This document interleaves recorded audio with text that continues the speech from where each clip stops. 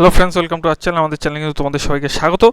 তো দেখুন, খুব কিন্তু একটি ষষ্ঠ দফার কিন্তু বুথ ফেরত সমীক্ষা নিয়ে কিন্তু আপনাদের কাছে আমি চলে এসেছি। অবশ্যই কিন্তু প্রথম থেকে লাস্ট অব্দি ভিডিওটি দেখবেন এবং চ্যানেলে যদি নতুন হন অবশ্যই কিন্তু চ্যানেলটি সাবস্ক্রাইব করে পাশে থাকা বেল আইকনটি কিন্তু ক্লিক করবেন। তো দেখুন, ষষ্ঠ দফা বুথ ফেরত সমীক্ষা, এখানে কে এগিয়ে থাকতে পারে আমি যেটা বলছি সেটা কিন্তু ভালো করে শুনবেন। এখানে কে এগিয়ে থাকতে পারবে সেটা নিয়ে কিন্তু আমরা আজকে আলোচনা করব এবং দেখব 2019-এর ট্রেন্ডটা কী ছিল সব জায়গার এবং এই বছরে এখানে কি হতে পারে।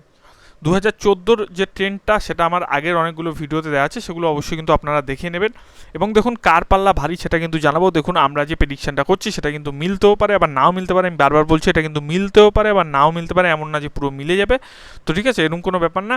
তবুও আমরা একটা সমীক্ষার করে একটা বুঝতে চাইছি যে এখানে মোটামুটি কে গিয়ে থাকতে পারে। তো চলুন আমরা কিন্তু প্রথমে দেখে নেব সেটা কিন্তু পুরুলিয়া লোকসভা। ঠিক আছে, পুরুলিয়ায় কিন্তু এবার পুরুলিয়ায় কিন্তু তৃণমূল প্রার্থী কিন্তু শান্তিরাম মাহাতো, বিজেপি প্রার্থী কিন্তু জ্যোতির্ময় সিং মাহাতো এবং কংগ্রেস প্রার্থী কিন্তু নেপাল মাহাতো, এবং তিনটি কিন্তু খুব গুরুত্বপূর্ণ ক্যান্ডিডেট এখানে কিন্তু দাঁড়িয়েছে।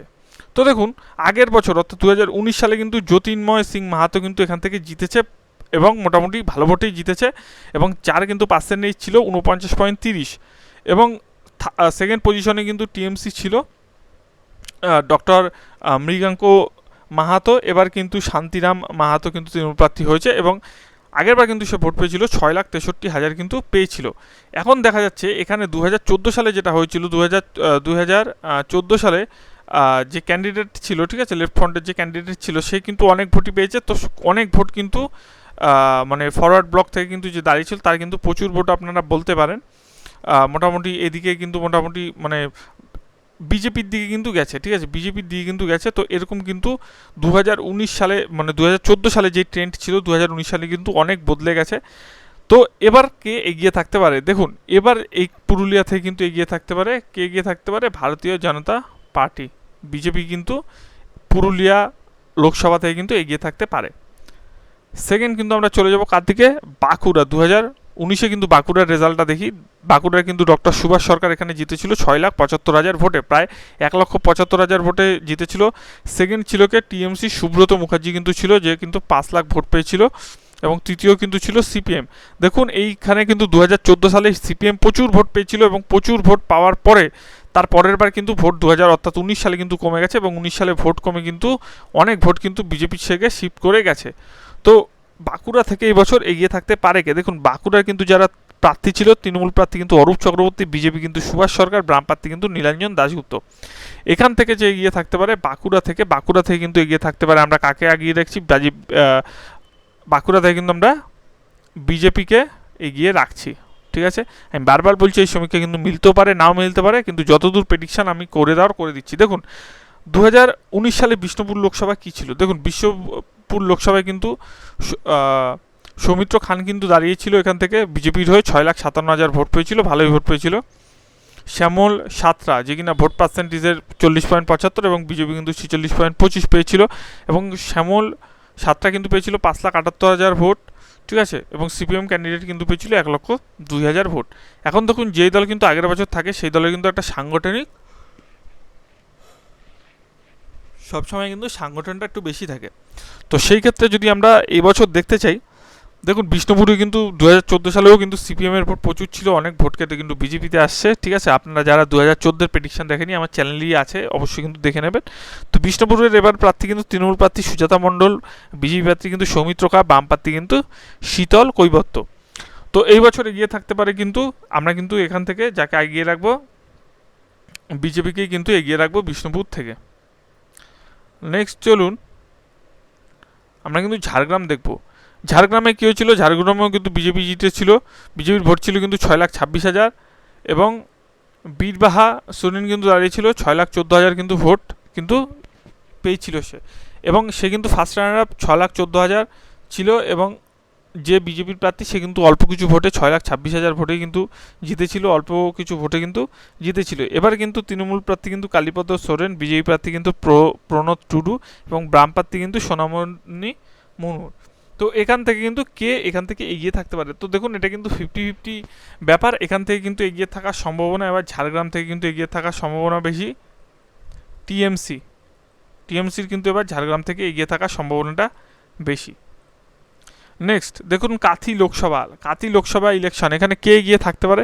দেখুন এখানে কিন্তু শিশির অধিকারী কিন্তু দাঁড়িয়েছিল 2014 সালে এবং কাথি লোকসভায়, ঠিক আছে, এবং কাথি লোকসভায় কিন্তু 2019 সালেও কিন্তু দাঁড়িয়ে কিন্তু ভালো ভোটে একটি জিতেছিল। এবং কাথি লোকসভায় কিন্তু এবার কিন্তু দাঁড়িয়েছে কি আপনারা সবাই জানেন, এবার কিন্তু কাথি লোকসভায় কিন্তু দাঁড়িয়েছে উত্তম বারিক হচ্ছে তৃণমূল প্রার্থী, সৌমেন্দু অধিকারী হচ্ছে গিয়ে বিজেপি প্রার্থী এবং উর্বশী ভট্টাচার্য কিন্তু কংগ্রেস প্রার্থী। তো কাথিতে কিন্তু এগিয়ে থাকবে, কিন্তু বেশিরভাগ এগিয়ে থাকতে পারে কিন্তু সৌমেন্দু অধিকারী বিজেপির থেকে কিন্তু এগিয়ে থাকতে পারে। এবার দেখুন এখানে টিএমসির ভোট পেয়েছি, আপনারা কেন তাহলে বলতেই পারেন যে কেন এখানে এগিয়ে থাকতে পারে। দেখুন ওখানে কিন্তু একটা অধিকারী গড় হিসাবে পরিচিত, ওখানে কিন্তু অধিকারী গড়ের খুব দাপট আছে, তো অবশ্যই কিন্তু সেখান থেকেই আমি বলছি যে এখান থেকে কিন্তু এগিয়ে থাকতে পারে। মেদিনীপুর 2019-এ কে এগিয়ে থাকতে পারে, দেখুন প্রার্থী কিন্তু আগের বছর দিলীপ ঘোষ ছিল, ঠিক আছে, দিলীপ ঘোষ ছিল, এবছর কিন্তু প্রার্থী পাল্টে গেছে কিন্তু মেদিনীপুরের। তো মেদিনীপুরে এই বছর মোটামুটি কে জিততে পারে, এবার মেদিনীপুরের প্রার্থী কিন্তু জুন মালিয়া, বিজেপি প্রার্থী কিন্তু অগ্নিমিত্রা পাল, আর এবং বাম প্রার্থী কিন্তু বিপ্লব ভট্ট। তো এখান থেকে কে গিয়ে থাকতে পারে, তো দেখুন এখান থেকে যে 2019 সালে কিন্তু দিলীপ ঘোষ জিতেছিল 6,85,000 ভোটে, মানস রঞ্জন ভূঁইয়া কিন্তু জিতেছিল 5 লাখ, মানে জিতেছিল না, মানে ফার্স্ট রানার আপ হয়েছিল কিন্তু 5,96,000 ভোটে।